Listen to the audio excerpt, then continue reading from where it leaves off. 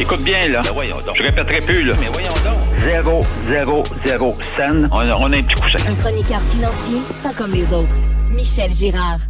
Le gouvernement de François Legault semble être pas mal plus généreux avec les entreprises québécoises que l'a été, par exemple, ses prédécesseurs. Pensons à l'ancien gouvernement de Philippe Couillard. Salut, Michel. Bonjour, Alexandre. On parle d'une augmentation considérable. De quoi? De 80 %? Oui, si je compare les cadeaux fiscaux que le gouvernement Legault va offrir cette année à l'ensemble des entreprises par rapport à l'année 2017, qui était la dernière année complète là, sous le gouvernement libéral de Philippe Couillard, c'est une augmentation des cadeaux fiscaux. Par cadeaux fiscaux, j'entends des crédits d'impôt et toutes sortes de mesures fiscales. Alors, c'est une hausse de 80 %. Cette année, les cadeaux fiscaux vont dépasser les 6 milliards de dollars, quand même. C'est très appréciable, mais c'est quand même très élevé par rapport à ce qu'offrait l'ancien gouvernement, le gouvernement libéral de Philippe Couillard. Or, mais regarde, ça confirme tout simplement que le gouvernement Legault, tu sais, bon, François Legault, c'est un ex-comptable qui est devenu premier ministre. Alors, ces deux hommes forts de l'économie, on le sait bien, là, c'est l'ex-homme d'affaires Pierre Fitzgibbon, n'est-ce pas, qui est devenu le super ministre de l'économie, de l'innovation puis de l'énergie. Et puis, le ministre des Finances, ben, c'est l'ex-banquier alors Éric Girard, c'est un ex-banquier. Alors, ces gens-là, évidemment, c'est un gouvernement, c'est eux autres qui le veulent, c'est un gouvernement pro-entreprise.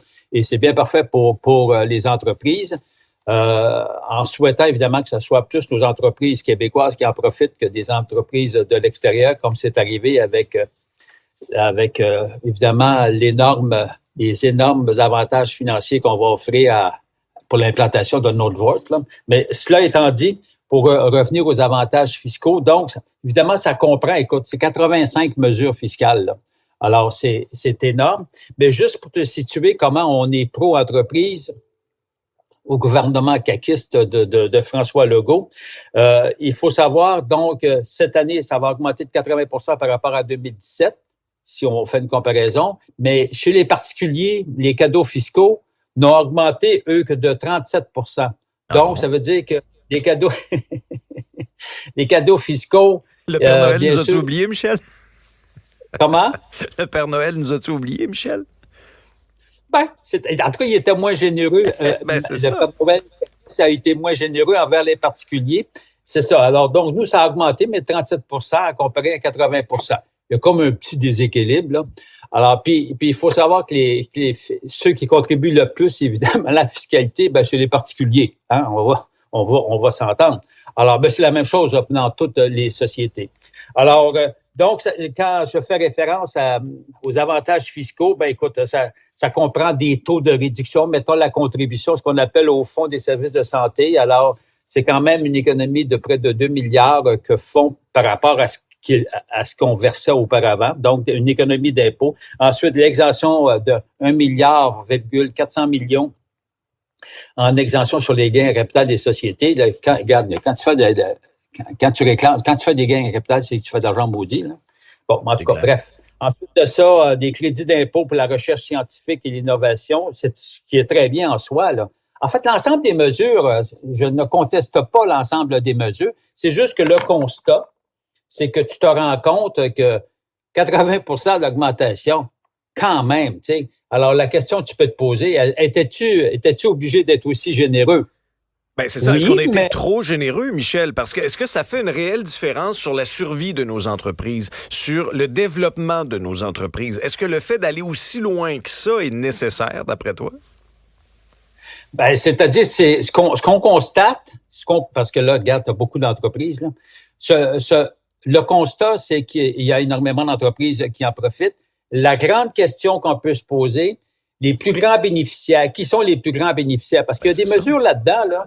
Tu sais, c'est 500 millions, mais c'est très spécifique à des entreprises. Et puis là, ce qu'il faudrait que tu fasses, tu analyses, c'est quelles entreprises ou entreprises étrangères qui ont bénéficié de ces mesures-là.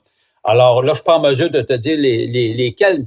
Ce qu'on constate, c'est le portrait général. Et puis, je trouve ça fort quand même, une augmentation de 80 % à comparer à l'augmentation des avantages fiscaux de 37 80,37. Alors, je pense qu'on aurait pu balancer un petit peu plus, là. Alors, bon, maintenant, grand bien face aux entreprises qui en bénéficient, mais on s'entend que c'est pas toutes les entreprises qui en bénéficient. Puis, on sait, nous, au Québec, on est une société de PME. Alors, croisons les doigts pour qu'elles en profitent le plus possible. Oui, et est-ce que lors de la prochaine mise à jour économique du gouvernement puis du ministre Girard, est-ce qu'on aura quelque chose? Tu me parles de contribuables, des particuliers, de la classe moyenne, qui en arrachent. Ouais, ben c'est est-ce qu'on ça, aura c'est des surtout mesures ponctuelles pour aider? Ça, moi, j'ai hâte de voir ça, pour peut-être rééquilibrer un peu, parce que tu l'expliques très bien, ce déséquilibre-là, là. Oui, parce que, oui, effectivement, et on sait que l'année 2023, elle est extrêmement difficile pour tous les ménages à revenus faibles et revenus moyens, mais vraiment très difficile à cause, évidemment, de l'augmentation des prix. Et puis, c'est-à-dire l'inflation craint plus que l'augmentation des salaires. Alors, contrairement à ce qu'affirme le ministre Éric Girard des Finances, bon, alors, on n'a pas la même façon de voir les chiffres, n'est-ce pas? Alors, moi, je prends le dernier chiffre, je le soustrais de l'autre ou je le divise, puis j'arrive à une augmentation, mais lui, il dit que c'est pas de même, il faut le faire. Ah, bon. Alors, autrement dit, 1 plus 1, ça fait pas 2. Plus 1, ça fait pas 2. Eh ben, salut Michel, merci.